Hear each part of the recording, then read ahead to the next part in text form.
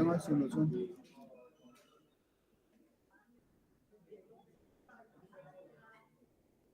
Tadi speaker kok nggak? Prima yang bawa.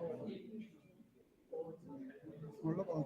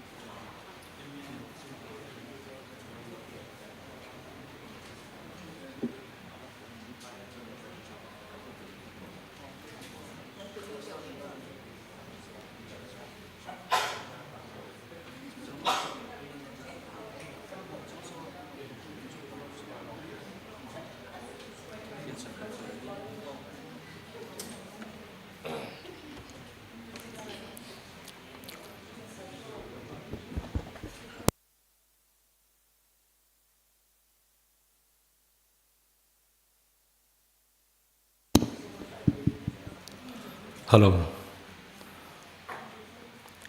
Good afternoon, everyone. So my name is Lalthlamuana, organizing member and assistant coordinator of ICHSS, Higher and Technical Institute, Mizoram, HATIM. It is both an honor and privilege for me to serve as a chairperson for this valedictory session of the 2 days International Conference on Humanities and Social Sciences, jointly organized by the Center for Humanities and Social Science Research, CHSSR, and the Higher and Technical Institute, Mizoram, HATIM. As we gather here today for the concluding session of this intellectual stimulating conference, let me extend my warm welcome to our distinguished guest, keynote speaker. Even though she is a little bit busy today, so she'll be joining us a few moments later. Organizing members and participants from various institutions both within and beyond our region. During these 2 days, we have witnessed engaging presentation, in-depth discussion, and valuable knowledge exchange across the wide range of themes within the humanities and social sciences. This conference has not only provided a platform for scholars, researchers, and professionals to share their work, but has also helped foster connections and collaborations that I believe will extend beyond these 2 days. So we are deeply honored to have such a diverse and vibrant group of participants whose contributions have enriched this event in many ways. It is my pleasure to introduce our guest of honor this afternoon, our respected leader and a guiding force in our organization, Baptist Church of Mizoram, Reverend Dr. H. Lalthlamuana. In our midst, the General Secretary, Baptist Church of Mizoram. As you all know, the General Secretary is the highest administrative position overseeing both church administration and general administration. So may I now invite Reverend Dr. H. Lalthlamuana to deliver the guest of honor speech. Sir, please.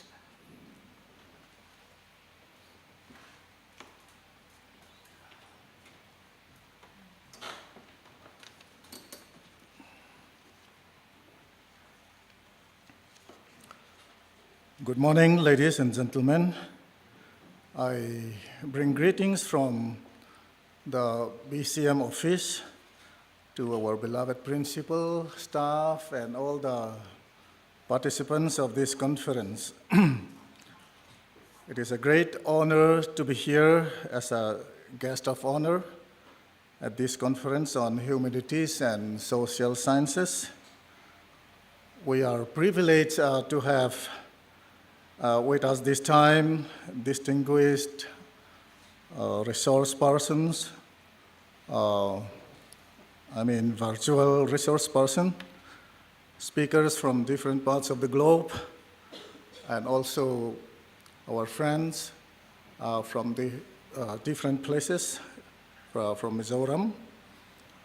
I am very much sure that our resource persons are resourceful and expertise in their own fields of profession. And I really hope that you truly get insights from what you have been doing here, especially yesterday. I would like to express my sincere thanks to our principal and organizer for inviting me to address the distinguished gathering. The topic of this conference, Navigating Diversity, Identity, Culture, Belonging, and Transhumanism. It is a timely chosen topic, I believe, which sounds very interesting and relevant.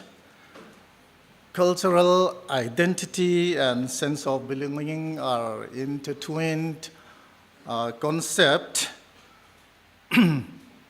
one resulting the other. We all know that we live in a very complex and rapidly changing world due to globalization, migration, and development of media technology. And therefore now we talk about biculturalism, hybrid identities, and again, these things give rise to the problem of sense of belonging. We need to fit in ourselves to these complex situations. Hence, we need to learn coexistence and accepting one another. We need to love any language and culture for peaceful coexistence. Speaking about transhumanism, I have very little knowledge about this. It was just a fiction during our childhood days, but now it has come quite a reality to a very great extent. And you may know that the Christian Church committed a great mistake during the medieval period for rejecting scientific knowledge and invention. So they did scientific development in those days, and the church became a laughing stock to the world, and which resulting in an increase in agnosticism and also atheism. And you know, the Vatican, the Roman Catholic Church, do not like to repeat the same mistakes. So Vatican is now equipped with huge telescopes and groups of scientists to study not only theology, but what is going on in the entire cosmos. So we need to fit into all these complexities, new development around us. And I would like to share that my personal program also, I'm thinking of introducing AI-powered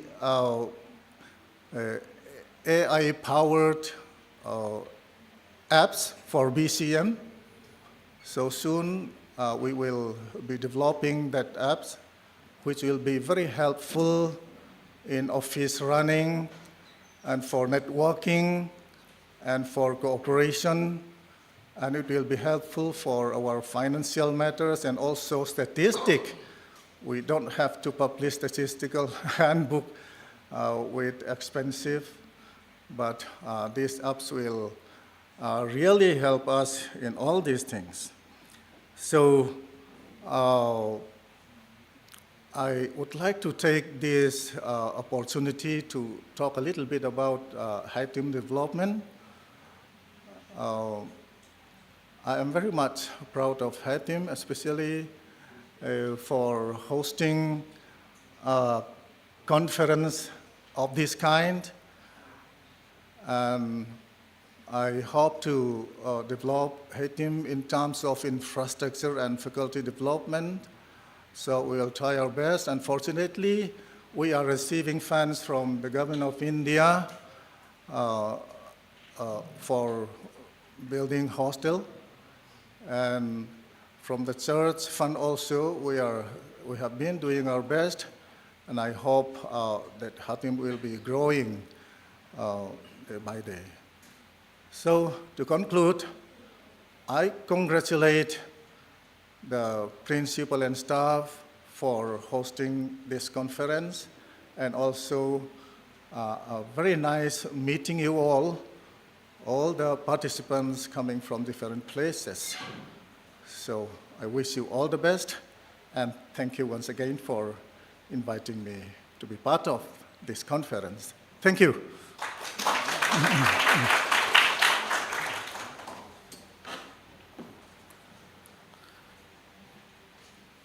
Thank you, sir, for your inspiring words. So coming to the next item, our keynote speaker, Ms. Ferigul Gungoren, are you now here with us? Yes, I am here. Can you hear me? Do you hear me well? Okay. Ms. Ferigul, we have our keynote speaker this afternoon, Ms. Ferigul Gungoren.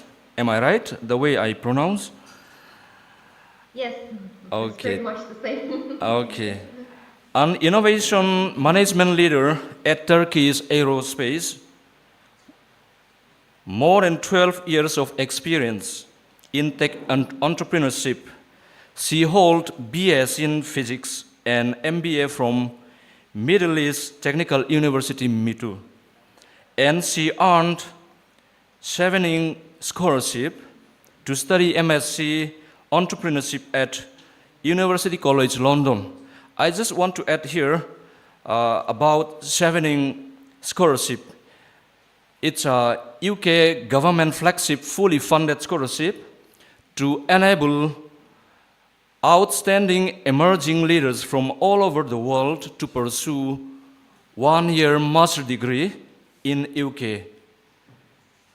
So this afternoon we have Ms. Ferigul as our keynote speaker. So she has been a social entrepreneur advocating for gender equality, and she also currently hosts podcast series dedicated to raising awareness on this crucial issue. May I now request Ms. Ferigul to deliver her keynote address. Thank you very much for the nice introduction. Do you hear me well, by the way? Just for a quick check again. Is that all right?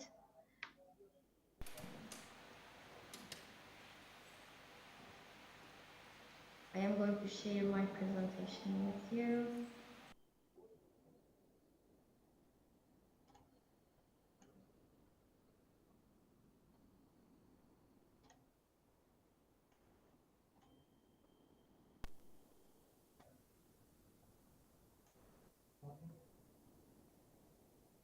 Do you now see the presentation? Yes, Miss. Please carry on. Okay. Okay, thank you very much. I've been working at the Intrapreneurship and Innovation Management Department of Turkish Aerospace companies, and I'm here for like over 2.5 years now. And last year I worked on gender equality in entrepreneurship to discover current challenges and strategies for empowering women entrepreneurs. Today I'm going to present you the findings that I also learned through my research while doing my dissertation during my studies at University College London. Thank you very much for the invitation once again. I'm going to quickly describe the introduction and methodology, how I designed this for you. We will go through the details of the current landscape of gender equality in entrepreneurship, both in Turkey and globally. We will cover the disparities and challenges for women entrepreneurs in the ecosystem, because there are lots of challenges for women in the entrepreneurship ecosystem as well as in other sectors, especially especially I can say it is harder in defense industries or technology industries, as a woman who has been working in defense industries for like 6-7 years. And I'm going to recommend some solutions. How can we tackle with these challenges as women?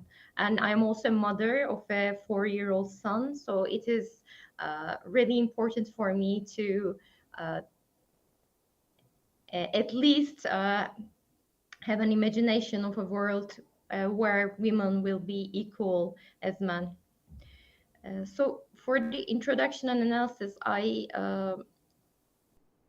used empirical and non-empirical data, used some qualitative approaches. I did lots of phone calls, video conferences with so many experts in this field, especially while I was doing my research at UCL. So I talked to managers from accelerators, venture capitals, or startup founders, women and men at the same time. So I tried to cover mostly leaders from the UK and Turkey at the same time.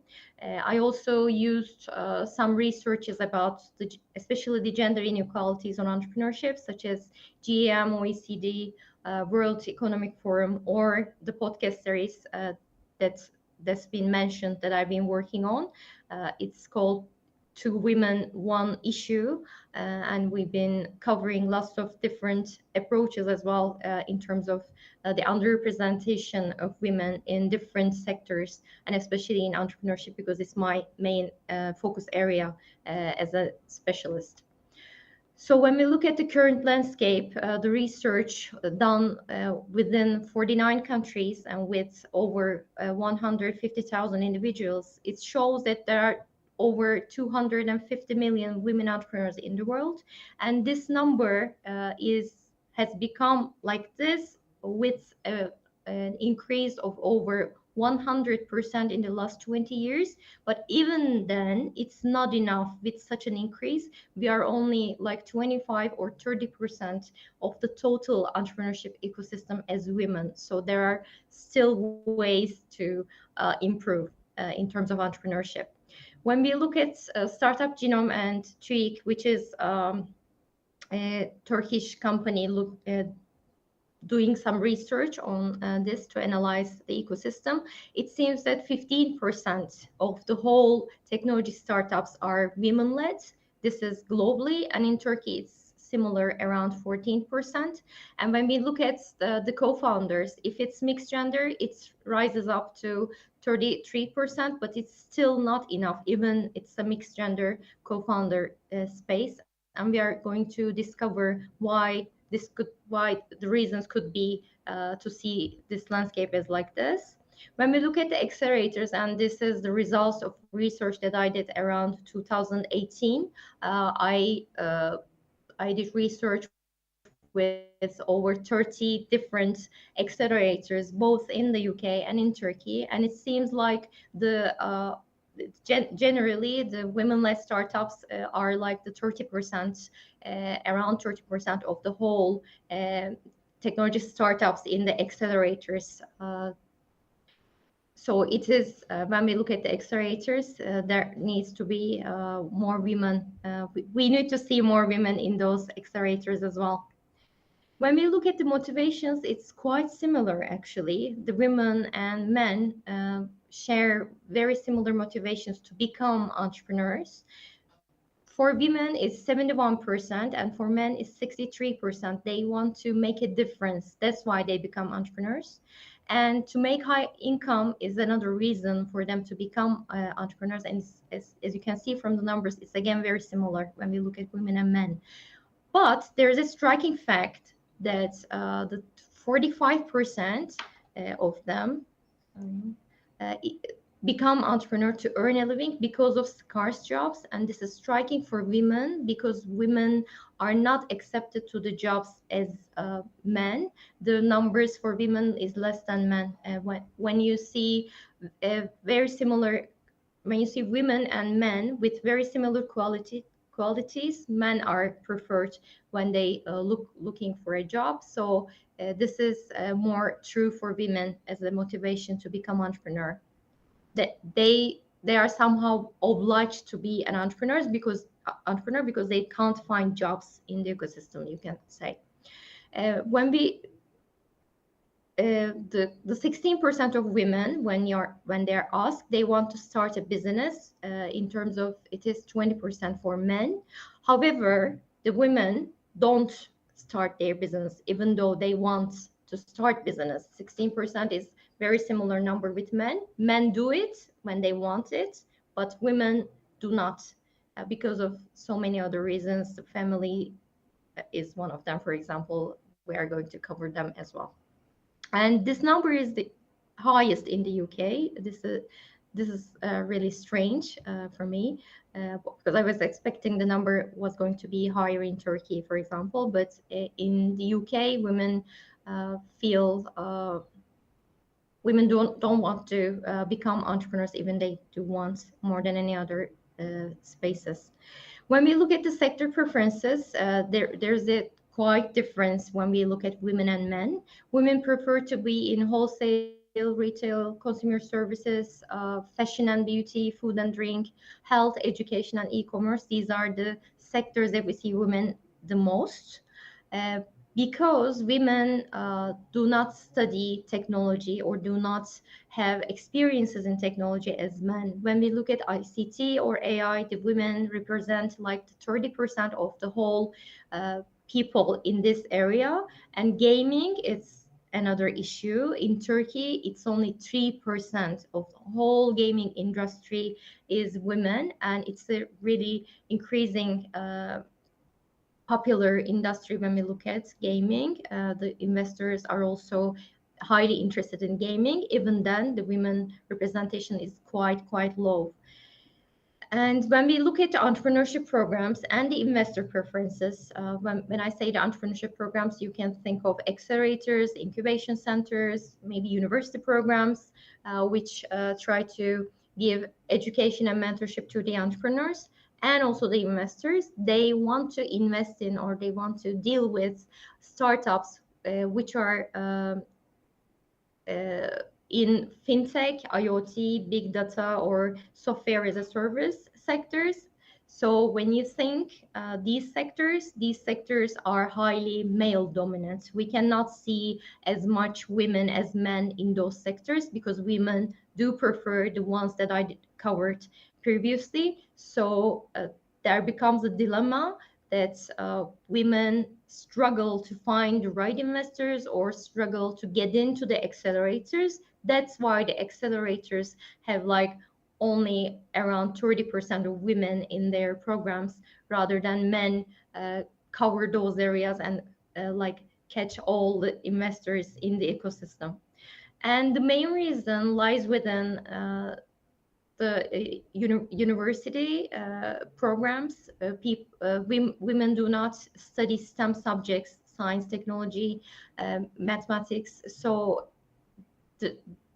it's around, again, like 29% of women in STEM areas. This is a reflection of this.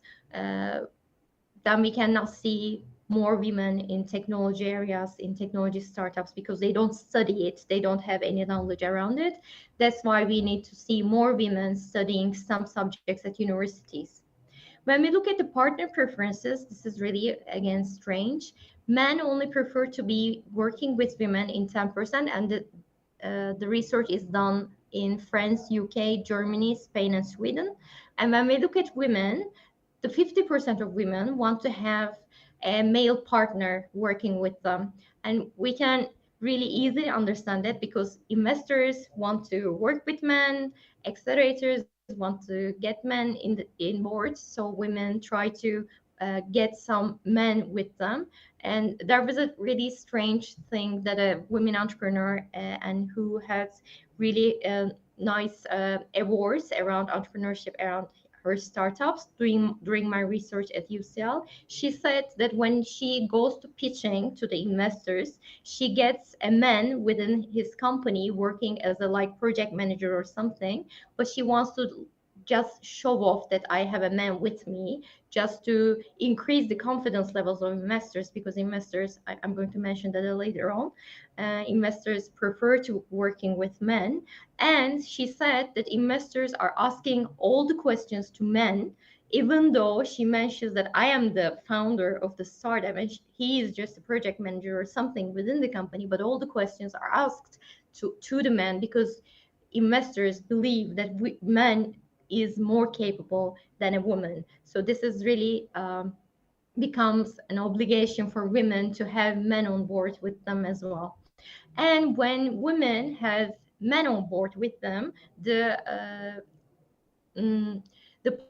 possibility that they will be getting investments gets 3 times higher from investors, because as I said, investors unfortunately prefer investing in men. And there is another reason uh, lying behind this, because the number of women investors are also very, very low. It's like around 1% in the boards of venture capitals. When you look at it globally, women do not exist even in the venture capital area or large corporations who are investing in startups. That's why men prefer to be working with men. This is another reason. When we look at the exit statistics, the reasons of exits also are very much similar with men and women. The top 3 reasons are family and personal, pandemic, and lack of profitability. But when we look at women, women states that family, only family, is the reason that I have to exit my business. And this is around 20%. It's like 2 times higher than men. Uh, Family is seen as a responsibility of women and women only. Women take care of their children, women take care of their home, women take care of their men. That's why women are expected to exit their businesses if the family needs someone to be there constantly. For example, during COVID crisis, most of the people who lost their jobs or who had to leave their jobs were women, because they had to take care of their families, they had to take care of their children, etc. This becomes a huge issue for women to deal with. Uh, yeah.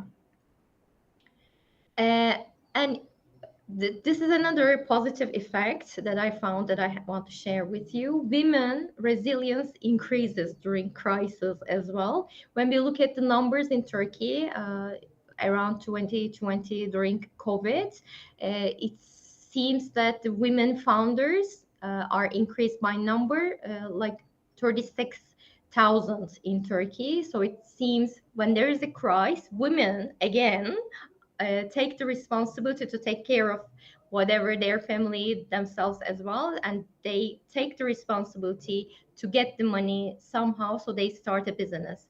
This is another interesting fact. When we look at the current challenges, why women are not existing in entrepreneurship area as much as men, the first reason is they lack network. They don't know the right people to make them reach out to the investors, or they don't even know that accelerators exist to provide them with the right needs to become a successful entrepreneur, such as training, mentorship, how to become a good leader, etc.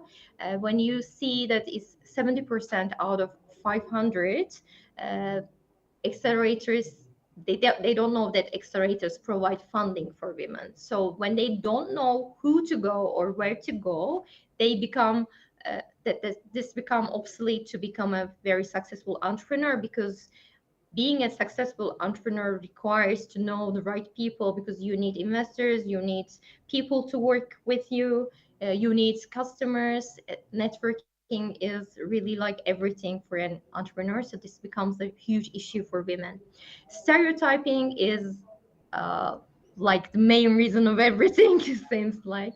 And it goes back to 19th. There is a research done by 2 psychologists. The computer company STC hired 2 psychologists, and they wanted to see how the characteristics. They wanted to see and define the characteristics of a best programmer. So these 2 psychologists come to the company, which consisting of 1,400 engineers, out of which 86% of men. So there was a high dominance of men in the company, and they did a research basically with men, right? So the characteristics they found to define the best programmer was like men. So since then, an ideal programmer was seen to be man. So when you see women in those areas, in computer engineering, in software, in technology, you think that no, this is not a typical stereotype of a good successful programmer. So you think it should be men. It is an it's not like we decided very consciously, but unconsciously we believe that the best programmers should be men.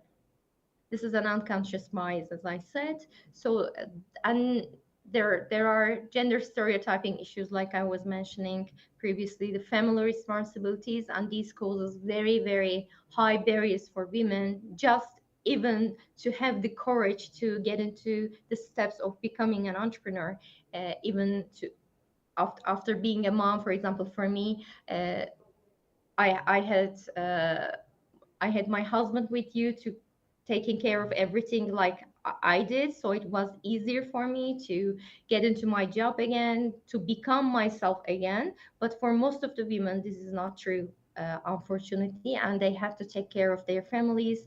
And society also judges you in each and every step you take as a mother, as a woman. Whatever you do, you are judged, and you know you are being judged, and this becomes a barrier for yourself as well to believe in yourself. This becomes a huge hurdle for you.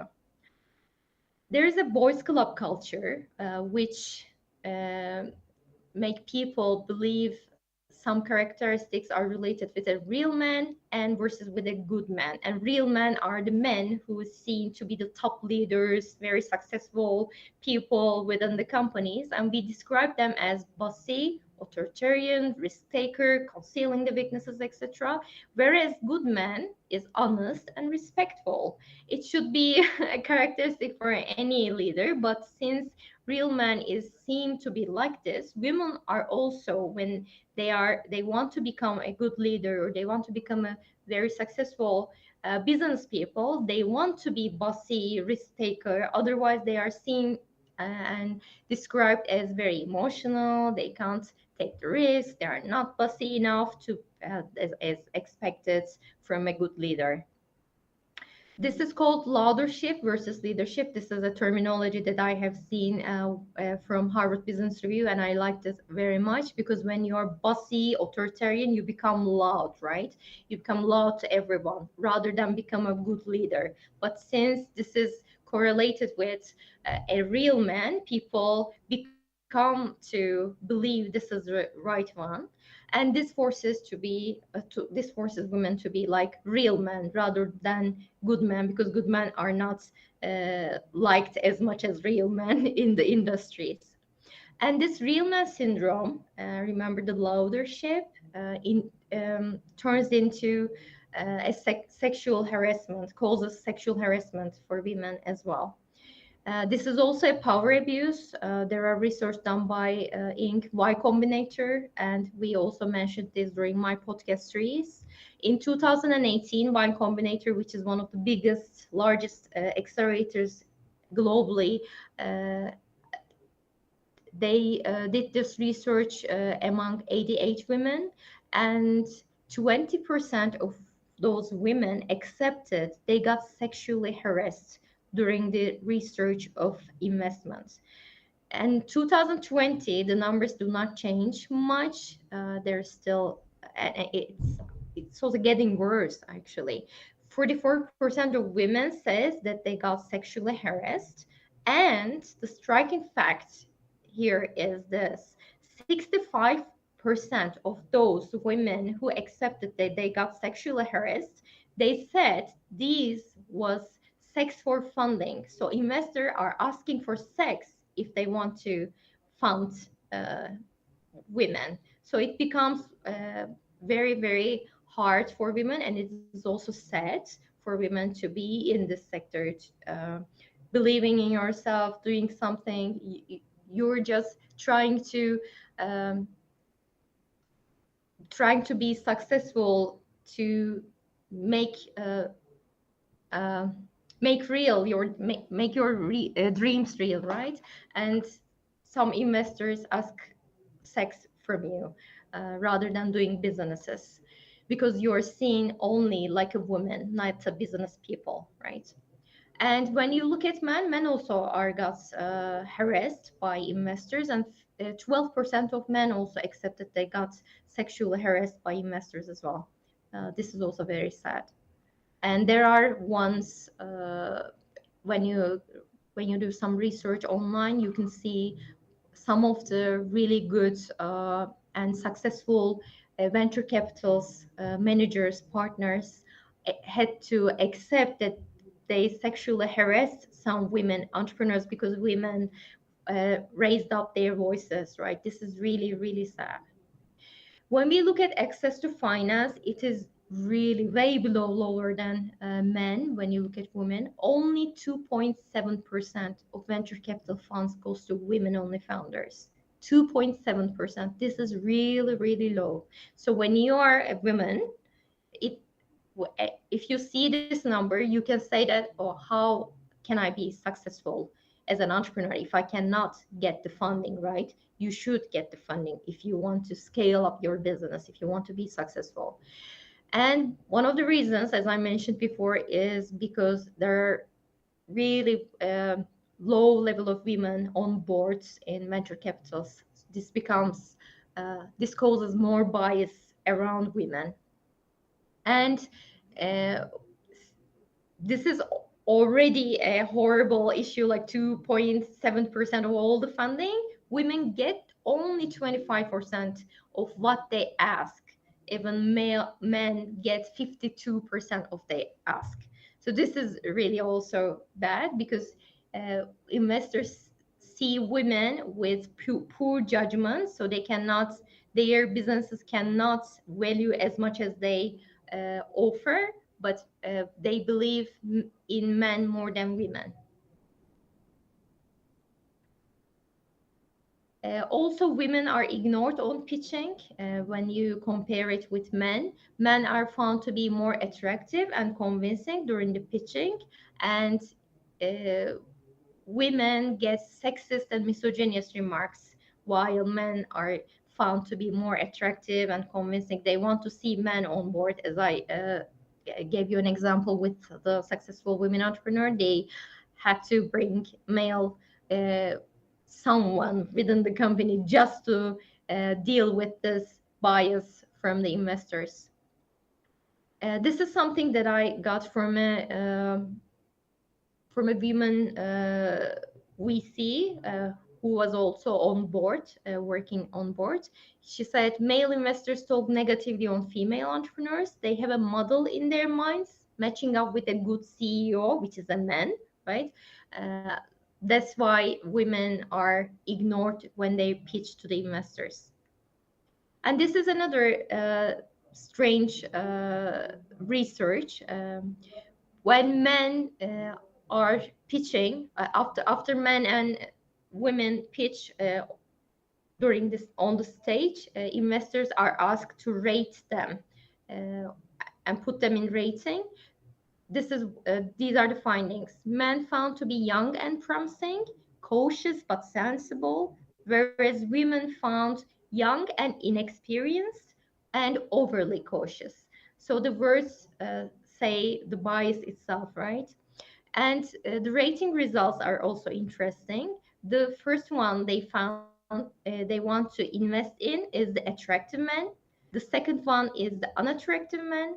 The third one, unattractive woman. And fourth one, attractive woman. So if you're an attractive woman who is very intelligent, it becomes really, really harder to get the investment. Uh, Another reason that we don't see much women entrepreneurs in the ecosystem is the lack of role models. When I see you, a successful entrepreneur, who comes to your mind? Just think of a second. I'm going to wait. Just dream, just try to picture someone on your mind. Who is a successful entrepreneur that you know? Are these ones coming to your mind? Zuckerberg, Jeff Bezos, right? Elon Musk.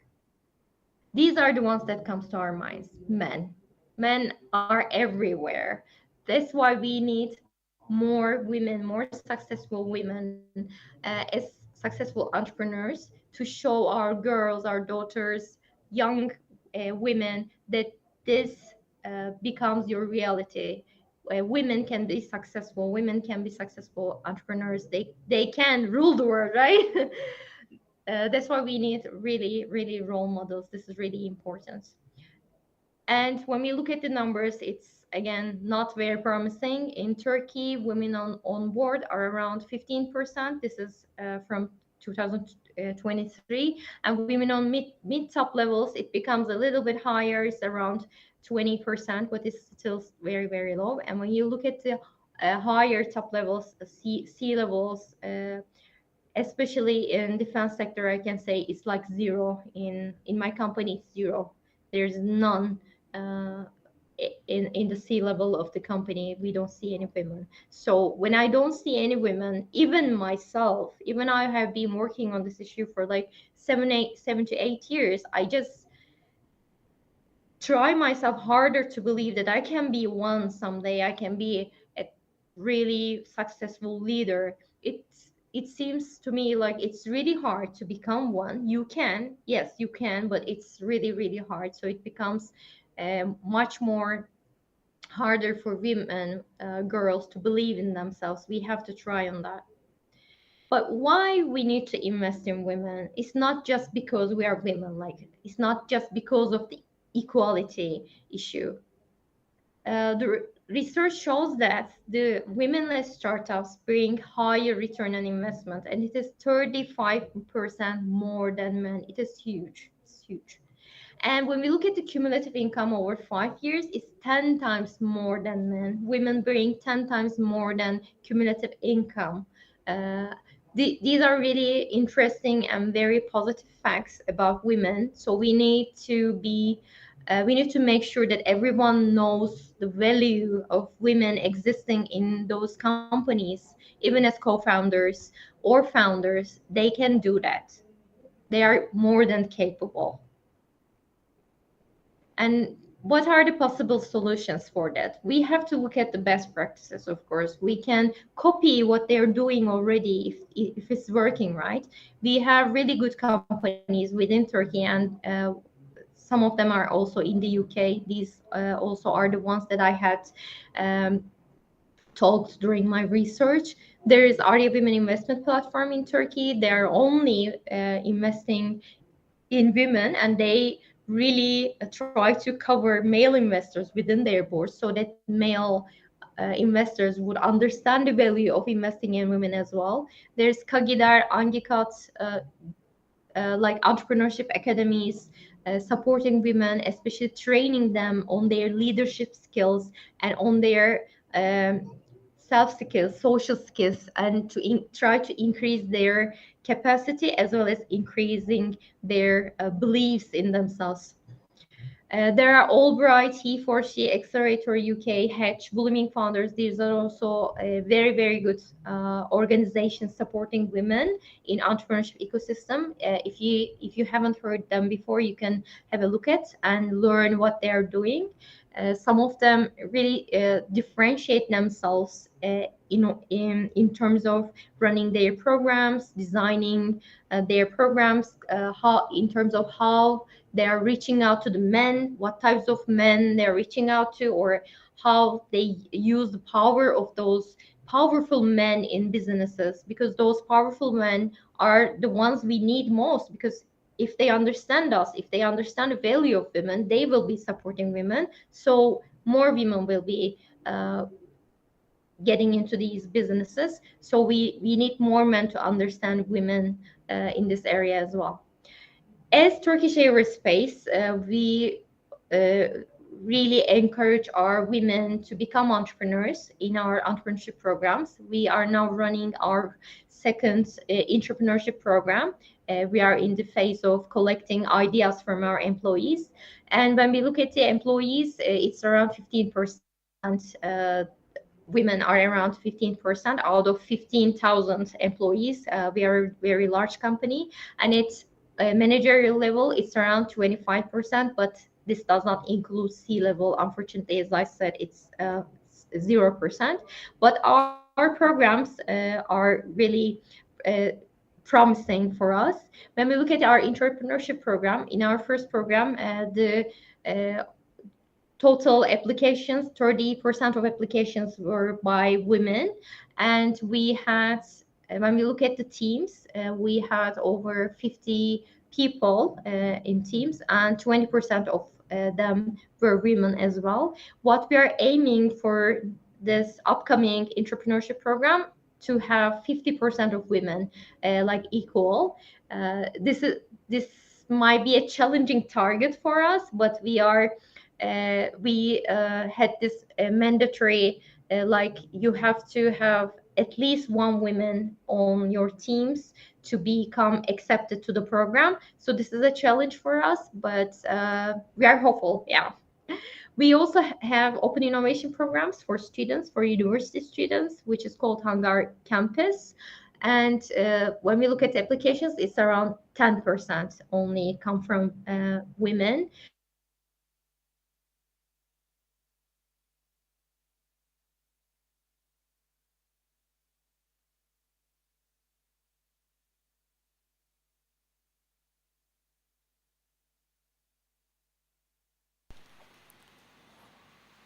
Hello, ma'am.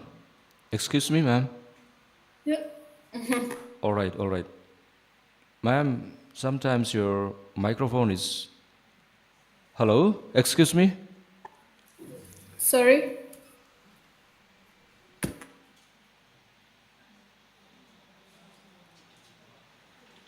Excuse me, ma'am.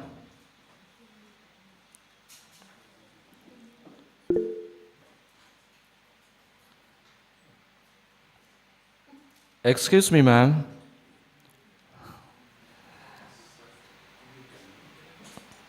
All right, all right. Excuse me, ma'am. Excuse me, ma'am. Hello?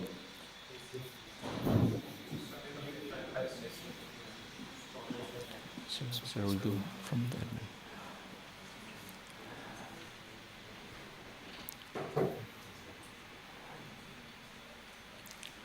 Hello.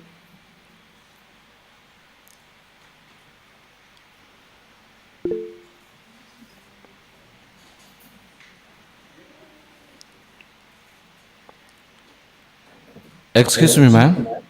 Ma'am, sorry. We can't hear you. Ma'am?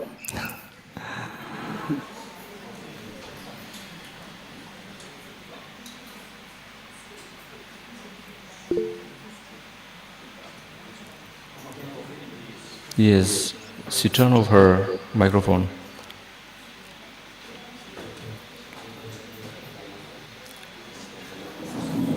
Hello, ma'am. Excuse me, ma'am.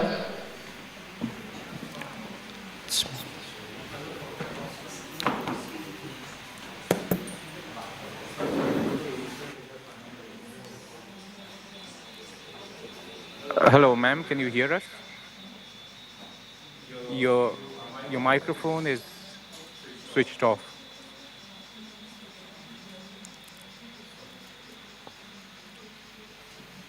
Ma'am, please turn.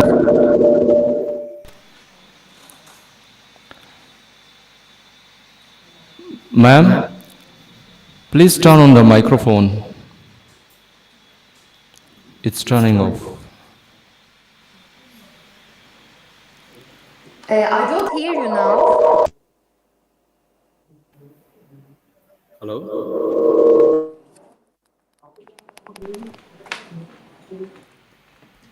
Yes, ma'am. I think you can proceed on, ma'am, since it's turning on your microphone. Sorry. Yes, ma'am, you are audible now. Sorry, You- I didn't hear you. You are audible now. Before it was turning off. Have you? When my microphone was off? Yes, for sometimes. Past Ma'am, 5 minutes. it's okay. I think you can carry on Yeah. now. You are now audible. Okay, I am connected both from my phone and from my computer. My computer was not working at the moment. That's why you didn't hear. Let me check again. You don't see my presentation right now, right? We have seen it. Ma'am, you are audible now.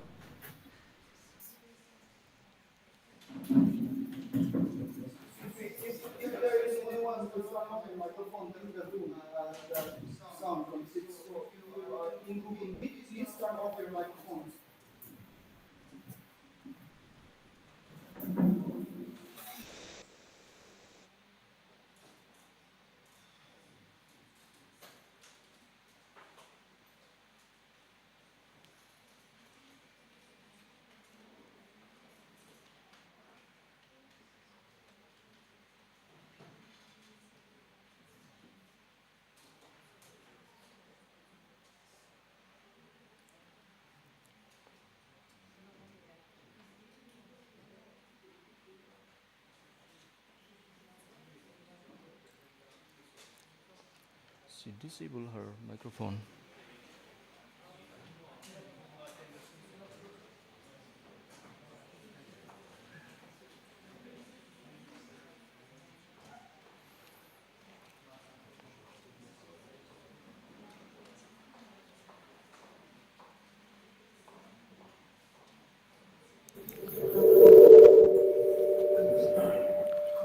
Hello, ma'am. Can you hear me now?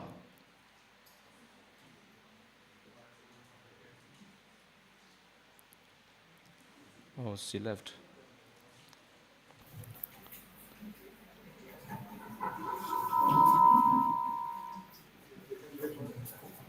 Hello, ma'am. Yes, I hear you now. So you haven't heard like the last 2 minutes or so? Ma'am, now you are audible now. Okay. You can carry on, ma'am. Do you see my screen?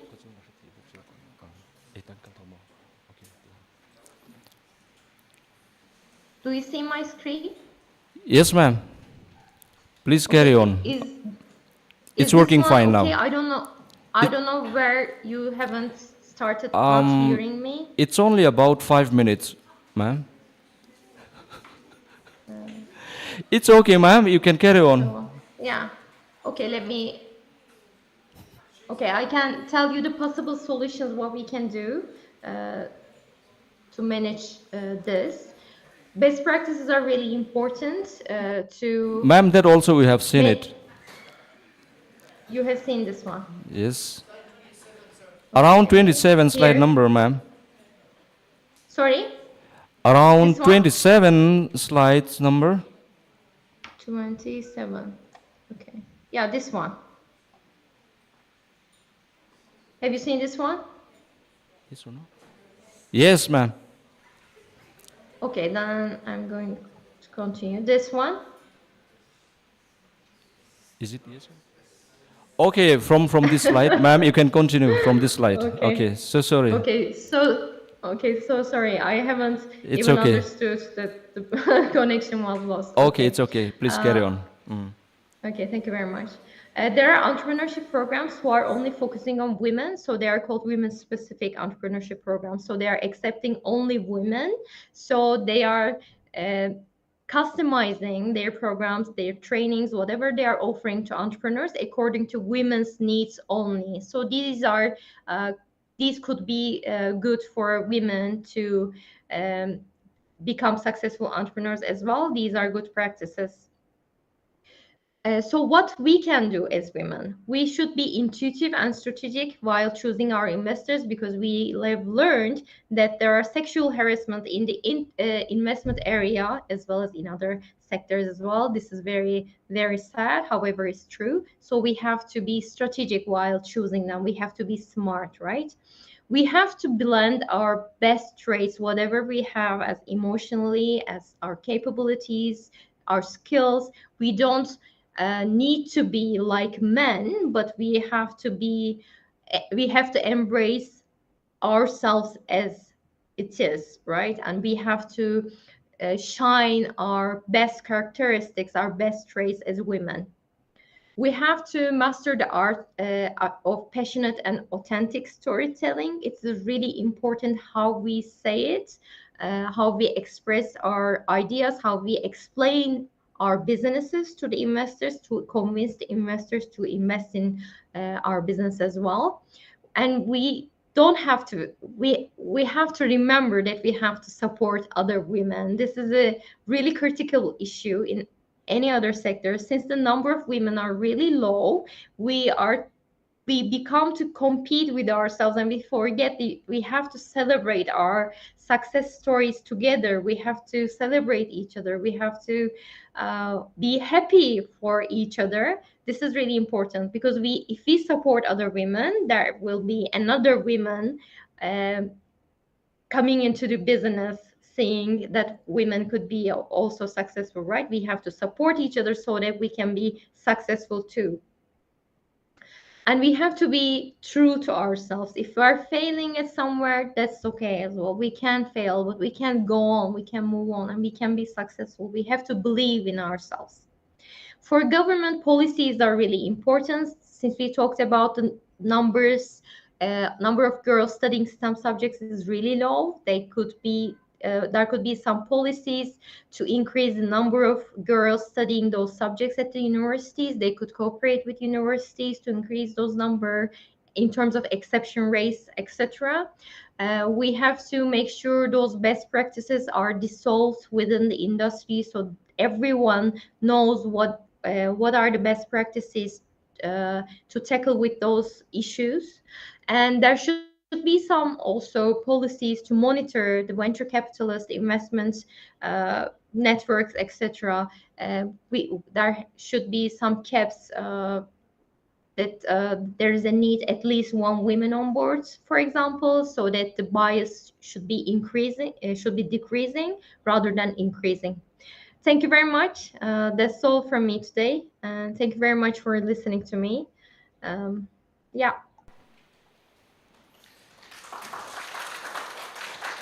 Thank you so much, ma'am, for enlightening and thought-provoking address. So we will now proceed to the next item, which will be carried out by Dr. John C. Lalthlamuana, the conference convener, to hand out the certificate. Let's welcome and let's invite Sir John, please.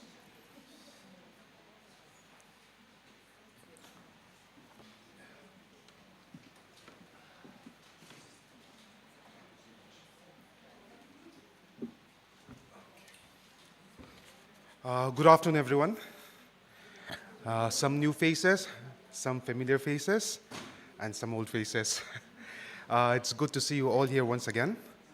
As we come towards the end of the conference, this two-day international conference on humanities and social sciences, which is jointly organized by the CHSSR Zone and HATIM Lunglei. I would like to extend my gratitude to you all once again. Now, without delay, we will continue with what have been scheduled here. We have now come to a very special moment, and I'm honored to give out these certificate as a recognition and as appreciation for your valuable contribution as a presenter, as an attendee, as a participant, in whatever capacity that you have contributed to this conference. So thank you all, and congratulations to each of you. I would like to request our guest of honor to do us the honor and give out the certificate for us. And as I read out the name, could you please just come up to the stage and receive your certificates. Is that okay? Ms. Jadon, can you please come and help us? Yes. You can give out the certificate to sir, and sir will give it, okay? Laldin Tluangi. Along with, she will be receiving the certificate for her co-writer, Dr. Thiparapu Rajesh. Dr. Thiparaju Rajesh. Please, it's your co-author certificate, please. Okay. PC Malsom, Kimi.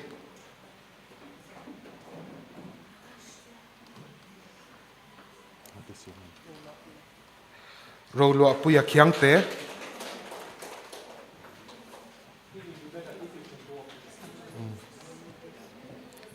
Gracie Lalrin Felifarnai.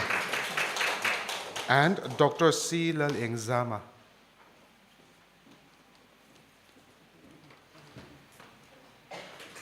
Joseline Lalmuansangi and Dr. C. Lal Engzama.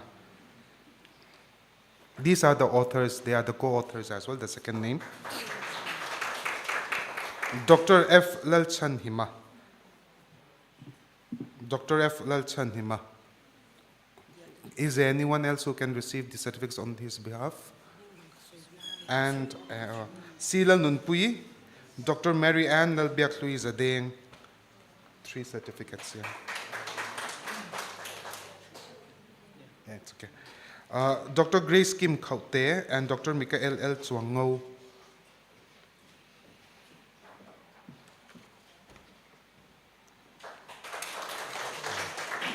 Lalthlamuana.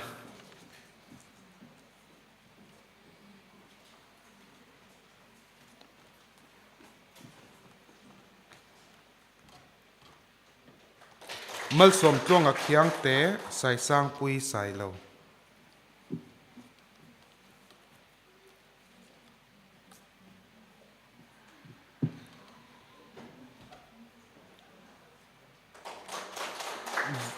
Vanlal Lupui and NVR Jyoti Kumar.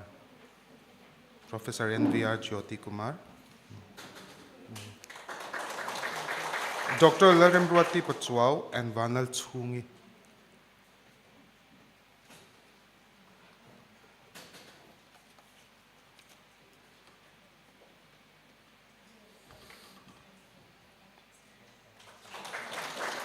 Dr. Lalthlamuana and Claudius Zonun Tluang Zote.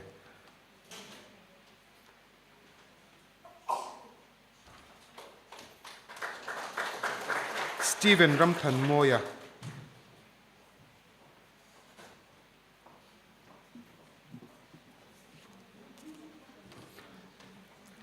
Dr. R. Vanal Mga Isanga and Dr. Lalthan Moya.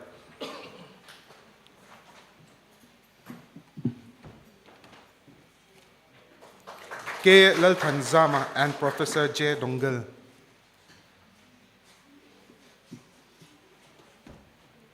Martin Lalom Siamaralte and Dr. Sabiha Alam Chaudhry.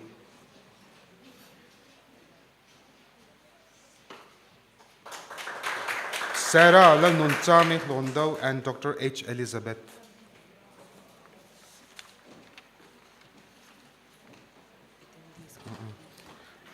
Lal Mga Isangi and Professor Lalbiak Zwali.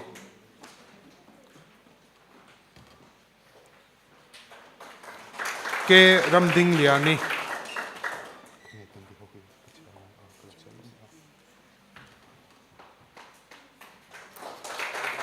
Jenny Zonun Moi. This is a certificate of participation. C. Lalreng Puya, I'm sorry. And Lalreng Pui.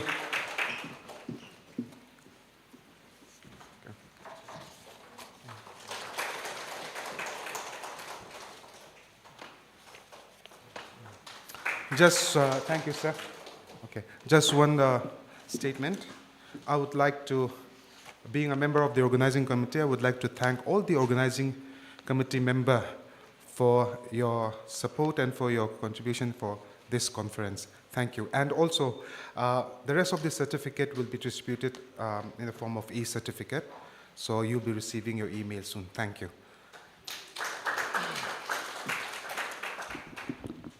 Thank you, Sir John.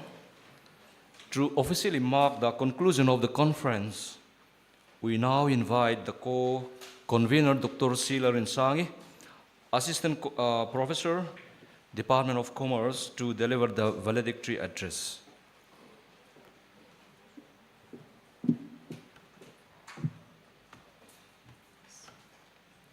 Thank you so much, sir. Okay. Esteemed delegates, distinguished guests, dedicated organizers, and our cherished participants. As the curtain draws to a close on these two intellectually vibrant days, we gather not merely to conclude, but to celebrate the extraordinary tapestry of ideas, cultures, and collaboration woven at the ICHSS 2025. And from the stirring inaugural words of Reverend Lalthlamuana to the visionary keynote address by Dr. Sabitra Kafle, Central Queensland University, Australia, and today's inspiring words by Ms. Ferigul Gungoren, University College London, we explored frontiers of thoughts that will resonate far beyond this conference. And also Professor NVR Jyoti Kumar, Senior Professor, Department of Commerce, Mizoram University's plenary session filled old knowledge systems with new ones. And on behalf of the organizing committee of ICHSS 2025, I would like to extend our sincere and heartfelt gratitude to our 3 keynote speakers. And we would sincerely like to thank them for sharing their time, their wisdom, their expertise on this conference. And it has been an honor and a privilege to have them with us. And this conference, as we know, is a journey of shared wisdom. This conference embodied the spirit of academic excellence with brilliant sessions chaired and reported by the faculty of our college. And also, this milestone stands on the shoulders of many. First, our guiding lights, our principal, and the conference patron, Dr. R. Lalthlamuana, whose unwavering patronage made this global gathering possible. And to Reverend Dr. H. Lalthlamuana, a guest of honor, whose valedictory blessings anchored our purpose. Second, the architects of ICHSS, our convener, Dr. John Silal-Dusaka, whose tireless vision stirred this ship, the organizing secretary, Ms. Debila Rinomi, and the organizing members, the engines behind seamless execution. And I will also have an introduction of the organizing members later. And the third, they are the unsung heroes, the HATIM support staff, the faculty, students, volunteers, and technical teams, which made up of the IT team, the sound team, and the web media and publication board, who work tirelessly behind the scenes. And fourth, but the most important element, are you, our participants. Your curiosity, diverse perspectives from more than 15 nations, and passion for human-centric progress transformed this conference into a living laboratory of change. A legacy has been forged in this conference, and as certificates are distributed today, they symbolize more than just attendance, right? They represent the seeds of collaboration and a call for action, and may the connections forged here blossom into collaborations. The ideas shared ignite change, and the spirit of ICHSS continue to inspire inclusive, transformative scholarship. Also, let us carry forward the ethical compass required in research, the interdisciplinary courage modeled in our plenary debates, the curious bent of mind to forge into academic research. And as the misty hills of Lunglei watch over our departure, let us remember ICHSS 2025 was not an endpoint, but a beacon. May your research uplift communities, your collaborations bridge divides, and your stories keep our shared humanity alive. And together, we didn't just share ideas, we reimagined tomorrow. So with enduring gratitude and optimism, I, Dr. Sila Rinsangi, on behalf of the organizing committee, HATIM bid you farewell, and wish you a safe journey back home, and may the goodness of Lord and our Savior be with you all. Thank you. And I would like to take this opportunity to introduce the organizing members. Even though we are towards the very end of the program, our conference, this had not been done yet, so I would like to take this opportunity to introduce the organizing members of ICHSS 2025. And I would like to request the organizing members to come up on the stage while I say out their names. Our conference patron, Dr. R. Lalthlamuana, Principal, HATIM. Dr. John Silal-Dusaka, conference convener.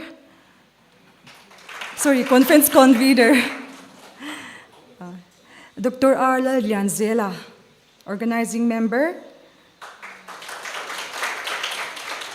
Dr. Lalming Lua, organizing member. Okay. Mr. Kelal Muanpuya. Yes. Dr. R.T. Sila Remrota.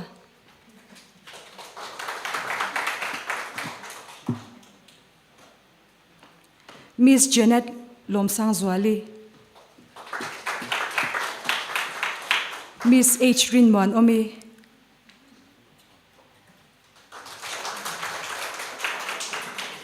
Miss F. Lalthlamuana,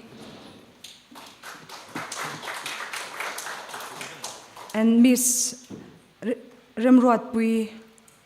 Okay, so these are the organizers from HATIM. Now let me call upon the organizing team from the CHSSR. Miss Debbie Larin Omi, organizing secretary. Miss La Rotsa Miralte, co-convener.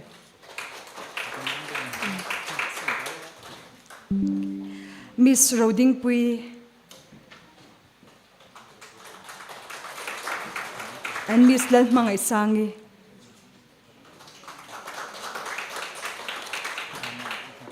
Okay. So these are the organizing members of ICHSS 2025. Okay, thank you, and may I request the CHSSR team to remain on the stage. We are going to give them a simple gift, a token of appreciation towards them. So may I request Ms. Janet and Ms. Tluangi to hand them the gifts. Yes.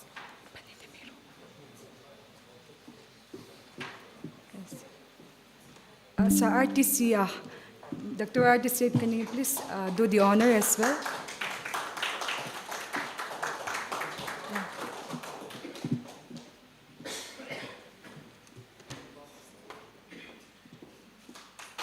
Yes, we really appreciate and love to work with them. So we also wish the best for their future projects as well. Thank you so much.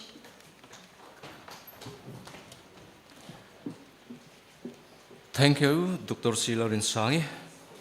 So, for the last item in this session, I would like to invite Ms. Lalthlamuana Isangi, board member of CHSSR, for the felicitation.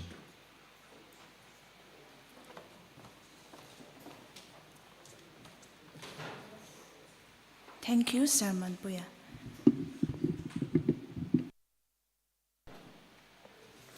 First, I'd like to say that yesterday I forgot the name, this one, memento, and I accidentally called it something else, which now my friends are making fun of me and playing jokes about it.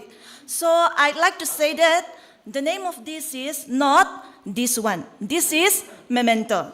Okay. I'd like to invite Ms. Roding Pui, Director of CHSSR, to do the honors of presenting a memento as a token of our appreciation to our guests of honor. Guest of honor, Reverend Dr. H. Lalthlamuana, General Secretary, Baptist Church of Mizoram. Sir, can you please come up on the stage?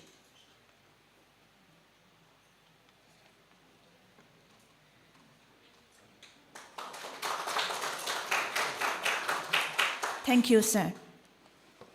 We are deeply grateful to Higher and Technical Institute Mizoram for their invaluable partnership in making this event a success. So as a symbol of our appreciation and the strong bond we have shared, we would like to present a small gift to the institution. First, let me read out the text written in this certificate. This certificate is proudly presented to Higher and Technical Institute Mizoram for working with us and jointly organizing the 2 days international conference on Humanities and Social Sciences on Navigating Diversity, Identity, Culture, Belonging and Transhumanism successfully on the 30th and 31st of July 2025 at HATIM Lunglei. The certificate is signed by the Director of CHSSR. I kindly request Dr. Arlel Nuntara, Principal and Conference Patron, to come up on the stage to receive the certificate.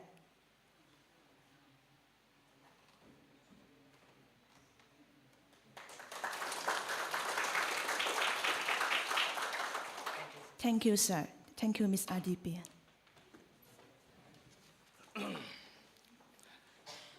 Thank you, Ms. Isangi.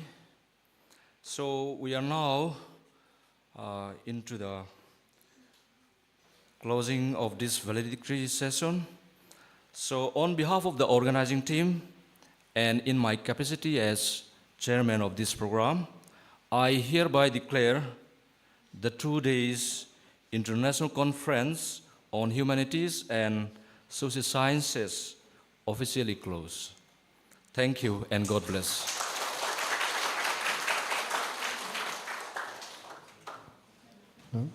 All right, so we'll be having a photo session. We request everyone to stay in the room, but we'll be rearranging the desks, the chairs. Our ushers will be taking in the benches, and then we'll arrange ourselves as we can. We'll be taking a group photo first. All of us will be included in this session. So after the group photo, we request the organizing team and all the presenters to take the photo again. So we'll be taking around 5 photographs. The first one will be group photo. So